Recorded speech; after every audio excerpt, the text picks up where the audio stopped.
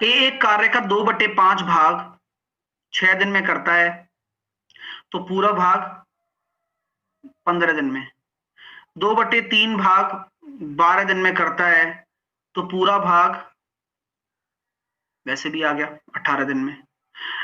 तो क्या बोला जा रहा है कि ए और बी 6 दिन के, सी अकेले शेष कार्य को 8 दिन में पूरा कर लेता है। ठीक है, तो मैंने एलसीएम मान लिया 120, एलसीएम मैंने कितना मान लिया 120, तो ए की एफिशिएंसी कितनी हो गई 8, एलसीएम 120 क्यों मान रहे हो, आपको एलसीएम मानना पड़ेगा कितना 90 मानो ना, हाँ ज्यादा ही, तो यहाँ कितना हो रहा है 15 6 की 90 और 18 पंजे 90, 15 6 की 90 और 18 पंजे 90।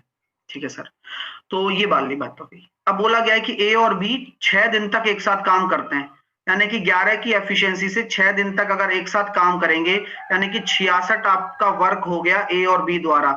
अगर आपका 66 अगर वर्क हो रहा है मेरे दोस्तों, तो बचा हुआ काम कितना है 24। अब वो काम कौन करेगा, सी अकेला 8 दिन में कर रहा है, तो सी 8 दिन ले रहा है, तो सी की एफिशिएंसी निकल कर आ गई यहां से कितनी 3, कि जो बचा हुआ 24 काम अगर 8 दिन में कर रहा है तो बचा हुआ काम है ये तो 24 और वो 8 दिन में कर रहा है, तो एफिशिएंसी निकल कर आ गई 3।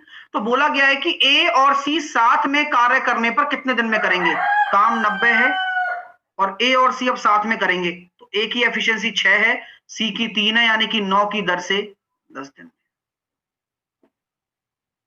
तो देखो tan आपका cot के बराबर है, तो क्या हम कह सकते हैं कि 4a plus a minus 20 degree बराबर आप क्या कर दें 90 कर दें, तो यहां से आपका कितना निकल कर आ जाएगा 5a बराबर आपका 110 आ जाएगा और a बराबर कितना आ जाएगा 22 आ जाएगा, 22 डिग्री। 3 नमूनों में दूध और पानी की इस तरह अनुपात है, अब तीनों नमूनों को समान मात्रा में मिला दिया जाएगा तो दूध और पानी का अनुपात बताओ। अंकित अगले क्वेश्चन पर आ जाओ डियर, वो बाद में बता देंगे है ना, आप एक ही पीछे पड़ जाते हो, बच्चे बिल्कुल बच्ची बुद्धि है अभी भी यार।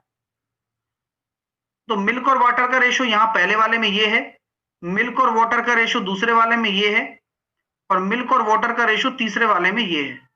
आपसे क्या बोला जा रहा है कि तीनों नमूनों में समान मात्रा लेनी है, इक्वल है क्या, नहीं, दूध और पानी को जोड़ा मैंने तो ये आ रहा है 4 और ये आ रहा है 8 और ये आ रहा है 16, सर इक्वल तो नहीं है, तो इक्वल नहीं है तो भाई साहब करो, यहां किसका गुणा करूंगा 4 का, यहां किसका गुणा करूंगा 2 का, और ये तो 16 है ही, तो 4 का गुणा करने पर यहां मिल्क कितना हो जाएगा 4, इस वाले में मिल्क कितना है 6 और इस वाले में कितना है 16 सॉरी 11, और अगर वाटर की बात करूं तो इसमें कितना हो गया वाटर 12 और इसमें कितना है 10 और इसमें कितना है 5, जोड़ देना जरा, जोड़ देना जरा, देखो तो कितना आ रहा है 27, तो 3 से काटेंगे, 3 7 21, 3 नाम 27, 7:9, option number A right answer. अगर अल्फा और बीटा इस क्वाड्रेटिक इक्वेशन के मूल हैं तो अल्फा 4 प्लस बीटा 4 क्या होगा, तो सर अल्फा 4 बीटा 4 निकाल देंगे, लेकिन अल्फा प्लस बीटा निकालेंगे तो वो आ रहा है 1, और अल्फा इंटू बीटा निकालेंगे तो कितना आ रहा है 3 आ रहा है, क्योंकि अल्फा ए प्लस बीटा क्या होता है माइनस का बी बाई ए, तो माइनस माइनस प्लस 1। ठीक है, ओके यहां तक हो गया। अब हमें क्या करना होगा, सबसे पहले हमें अल्फा प्लस बीटा का होल स्क्वायर निकालना होगा, फिर क्या होगा सर, उससे alpha square plus beta square निकालने में मुझे थोड़ी सावधानी होगी और मैं सावधानी अवश्य बरतना चाहूंगा, तो ये हो जाएगा सर 1 बराबर alpha square plus beta square plus 2 alpha beta यानी कि 6, यानी कि alpha plus alpha square beta square कितना आ रहा है -5, तो अल्फा स्क्वायर बीटा स्क्वायर -5 आ रहा है, तो दोनों तरफ फिर से स्क्वायर करना अनिवार्य है, क्यों, क्योंकि आपको पावर 4 पर जाना है ना सर, तो यहां हम करेंगे अल्फा की पावर 4 बीटा की पावर 4 प्लस 2 अल्फा बीटा का होल स्क्वायर, बहुत बढ़िया, यही तो निकालना है, तो ये हो जाएगा -5 का स्क्वायर 25 माइनस 9 दूनी 18, तो आंसर कितना आ रहा है 7 आपका राइट आंसर हो गया। अच्छा क्वेश्चन है, सर्ट्स और इंडाइसिस का है, ये पेपर में आ रहे हैं, आपका ये 5√5, तो 5√5 है, तो आप इसको क्या लिख सकते हो 5 की पावर 3/2, क्योंकि ये डेढ़ ही तो है, आधा घात और पूरा घात, इंटू 5 की पावर 3, डिवाइड करोगे ना पहले 5 की पावर माइनस का 3/2, अगर ऊपर आएगा तो आप समझदार लोगों को क्या बताना क्योंकि आपको तो है सब कुछ कर जाना।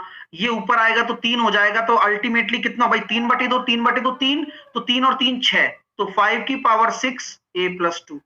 तो a बराबर a+2 बराबर आपका कितना हो जाएगा 6, तो a बराबर आ जाएगा 4। सर ऐसा क्यों कर रहे हो आप? देखो आपकी 3 प्रॉपर्टी यहां काम की है, कौन कौन सी? a की पावर m अपॉन a की पावर n, तो क्या होता है a की पावर m माइनस n होता है। दूसरी प्रॉपर्टी क्या होती है? a की पावर m इंटू a की पावर n, तो आपकी घातें आपस में क्या हो जाती हैं? जुड़ जाती हैं।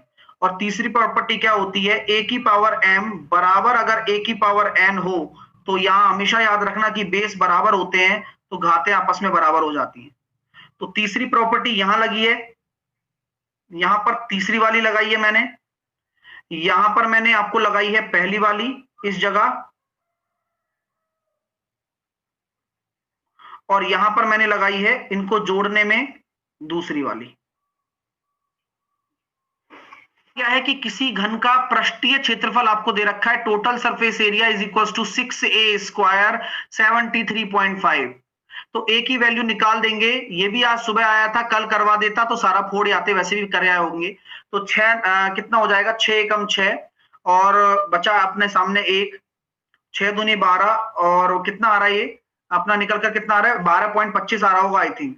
तो यानी कि ए बराबर कितना हो जाएगा? 3.5। अब ए बराबर 3.5 हो गया, तो आयतन कितना हो जाएगा? 3.5 का क्यूब। यानी कि अगर मैं इसको ढंग से लिखना चाहूं तो 7/2 का क्यूब, क्योंकि मैं 7 का क्यूब जानता हूं, 7 का क्यूब होता है 343/8। तो मेरे लिए आसान हो गया ना सॉल्व करना। तो हमने जब 8 से इसको काटा तो 8 चौके 32 दे दिया, 2 आ गया, और हमने देखा 8 दूनी 16, बचे कितने? 9। तो 42 पॉइंट के ऑप्शन में केवल एक ही है। सुनील कुल 9,000 रुपए को 3%, 4% और 6% वार्षिक साधारण ब्याज पर 3 भागों में निवेश करता है। वर्ष के अंत में तीनों स्थिति में बराबर ब्याज है, तो आपको कुछ नहीं करना। 3p1 बराबर 4p2 बराबर 6p3। क्या बात है सर? तो ये रेशो थोड़ी है, एक्चुअल रेशो निकालिए। तो आपने एलसीएम ले लिया 12, तो एक्चुअल रेशो कितना आएगा? 4, 3 और 2, बांट दें। 9 रेशो बराबर 9,000, 1 रेशो बराबर 1,000, तो 6% वाली राशि कौन सी है? ये रही 2 रेशो। ठीक है, कल क्लास थोड़ी सी अटक गई थी, मेरा मन नहीं लग रहा था। देखो ये भी अच्छा क्वेश्चन है, बढ़िया तरीके से सिखाया गया है मैंने, मेरे द्वारा, आराम से करेंगे। देखो a अपॉन बी दे रखा है 3/√5। क्या करें? कुछ मत करो, a की जगह 3 रख दो, b की जगह ये रख दो। क्या बात है गुरुजी? तो क्या हम ये कह सकते हैं 3 दूनी 6 प्लस √5 अपॉन 3 तिया 9 माइनस 2√5। अब जब ये कर दिया तो इसके बाद क्या होता है आप ही बताओ?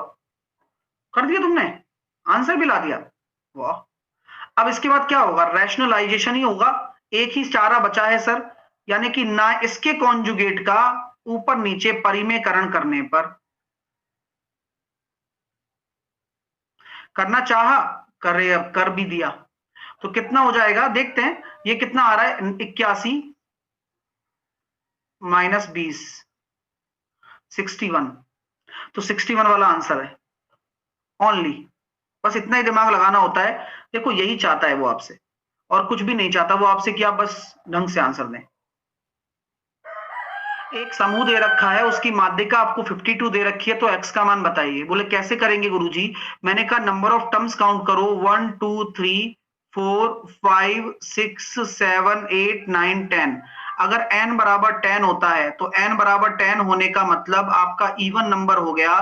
तो इवन नंबर के लिए सबसे जरूरी चीज पहले से ही आरोही क्रम में सेट है, तो हमें टेंशन नहीं है, हमेशा आरोही क्रम में सेट होगा। अगर कोई मिसिंग होगा तो हमारा जो माध्यिका होती है वो क्या होती है? 5वीं टर्म प्लस 6वीं टर्म बटे 2। तो 1 2 3 4 5 और 6, यानी कि x+x+2 बटे 2। यानी कि ये कितना आ गया सर? एक्चुअल में ये आ गया x+1, वही आपकी माध्यिका है। तो आपसे पूछा गया x का मान कितना होगा? 51।